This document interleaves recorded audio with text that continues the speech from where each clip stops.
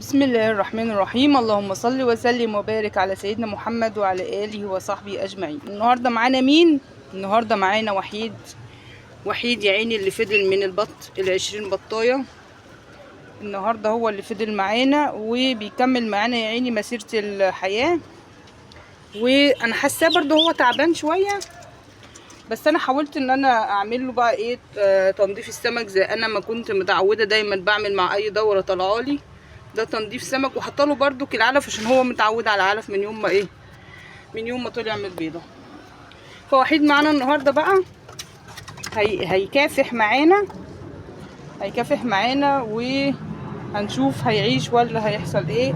هو كده يعني وحيد عنده 20 يوم. وحيد عنده يا جماعه مش طبعا صغير عشان لوحده ما بياكلش قوي. هما لما بيكونوا مع بعض بيشجعوا بعض على الاكل. بس اللي انا عايزه اقوله في الفيديو النهارده اني ما تقعد بقى يا عم وحيد. اللي انا عايزه اقوله النهارده في الفيديو اني اكتشفت ان الخلطه اللي انا بعملها دي اللي هي تنظيف السمك مع العيش موفره جدا، زائد ان هي طلعت يا جماعه رافعه للمناعه بطريقه لا تتخيلوها. بترفع المناعه عند الطيور. اكتشفت ان اللي ماتوا دول كلهم علشان انا ما حطيت لهمش تنظيف السمك من الاول، علشان تعبوا وانا مش متعوده ان انا اجيب علاج بصراحه للبط. فطبعا اللي حصل معايا ان انا لما اعتمدت على العلف اعتماد كلي ما حصلش عندهم رفع مناعي، يعني مناعتهم كانت ضعيفه جدا. فزي ما انتم شايفين ماتوا كلهم، ما فاضلش ده اللي هو بيكافح معانا يا عيني. وتنظيف السمك طبعا كان معايا بصراحه كل دوره بعملها كان جميل جدا. طبعا البط كله جوه في الاوضه اللي جوه، عشان الاوضه اللي جوه بتبقى طراوه بالنهار، فهو كله بيستخبى في الاوضه اللي هي الاخيره. ده بس دول طالعين ياكلوا كده. عايزه اقول لكم بقى ان انا مع البط بتاعي ما كنتش بستعمل اي ادويه خالص نهائي، علشان ما كانش الحمد لله ما كانش في اي حاجه بتتعب معايا. بصوا حتى القطط يا جماعه بتنزل تتغذى معانا على السطح لان في سمك على السطح وده طبعا غذائها المفضل. مش عايزه اقول لكم ان كل يوم القطط كلها بتتلم وبتاكل وبتاخد اللي فيه النصيب. فاللهم لك الحمد يعني ما بنحرمش حاجه من خير. فطبعا النهارده كل الفيديو عاوزه اركز على ان تنظيف السمك ده يا جماعه طلع رافع للمناعه قوي جدا جدا جدا. انا صحيح بتعب وبجيبه وبسلق وبحط وبعمل خلطات، لكن بلاقي نتيجه هايله، بلاقي نتيجه مذهله بصراحه معايا. والبط معايا بسم الله ما شاء الله، في الصيف استحمل وفي الشتاء استحمل وفي كل الظروف استحمل. مفيش بس غير الدورة دي اللي انا اعتمدت فيها على العلف وللأسف ما استحملتش وفلسعت بدري بدري. مش مشكلة، حتى انا كمان ما حبيتش ان انا ارقد في الصيف. ف ان شاء الله الدورة الجديدة بإذن الله هنخلي بالنا منها وهنشتغل زي ما احنا شغالين مع تنظيف السمك مع العيش مع الدشيشة. حاجات موفرة جدا وحاجات رافعة للمناعة جدا، وبروتين وفوسفور ودهون ثلاثية.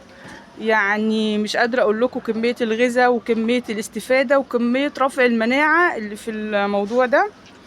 الحمد لله، اللهم لك الحمد، اللهم لك الحمد. بنتعب صحيح بس بنلاقي.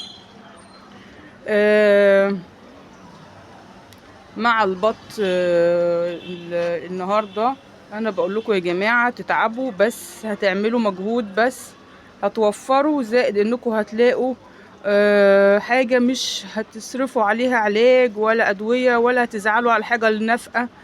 يعني انا بصراحه الحمد لله الثلاث دورات اللي انا هما 4 دورات طلعوا عندي من الصيف اللي فات. يعني عدى عليا شتاء من اول شهر 1 وانا بنتج ان شاء الله مسكوفي من اول شهر 1 اللي فات. يعني معايا كام شهر كده زي 8 شهور بالظبط، عشان احنا في شهر 8 اهو. طلع معايا كام دورة زي 4 دورات حاجة زي كده. ال4 دورات النافق بتاعهم يعني ممكن مثلا كل بطن كان بيبقى فيها مثلا 1 يموت واحد بس، اللي هو ايه وهم صغيرين لسه طالعين من البيضة، ممكن يكون مثلا ده ضعيف او حاجة زي كده. يعني كل بطن كان بيبقى فيها واحدة بس ايه بتموت. لكن مثلا طلعوا عندي 22 بطاية ومات منهم واحدة، مثلا 16 بطاية مات منهم واحدة، بقوا 15 كده. لكن المرة دي زي ما انتوا شايفين العدد كله مات، الحمد لله، اللهم لك الحمد. انا مش يا جماعة مش ندمانة، لكن ان شاء الله تتعوض باذن الله. بحط له في حاجة قليلة عشان ايه يعرف يشرب، دي حاجة ايه. وحط له في المية عسل برضك، العسل مهم جدا برضو للبط وهو لسه طالع. بس وان شاء الله نتقابل في فيديو جديد مع وصفات جديدة، ومع السلامة، ونتقابل في فيديو جديد. تعالوا نشوف الاول قبل ما نقفل، تعالوا نشوف البط بتاعنا فين مستخبي فين من الحر ده. بس دول كده طالعين ياكلوا. بصوا عندي الاوضه دي طراوه، وهم كلهم بيقعدوا فيها، وبيقعدوا كمان جوه في الاخر، مش في اول الباب، لا مش في دخلة الباب، لا جوه الاوضه خالص. وشويه برضو هنا في الحمام عشان الميه. وانا حاطه لهم في كل حته ميه، يعني هنا حاطه ميه اهي، جردل ميه، وهنا جردلين، بره هنا جردل اهو. الميه يا جماعه اساسي، اساسي للبط، اهم من الاكل. ممكن نحط في قشر الليمون اللي انت بتستعمليه طول اليوم، تحطيه لهم في الميه، يديهم برضو فيتامين سي حلو قوي عشان الحر، والاملاح اللي بتنقص من اجسامهم. ونعمل برضو فيديو ان شاء الله اوريكم كيس املاح معدنيه كده انا بجيبه دايما، وكيس حاجات كده عشان برضو الاملاح اللي بيفقدوها في الحر. فالفيديو الجاي ان شاء الله. ماشي ان شاء الله، مع السلامه، ونتقابل في فيديو جديد.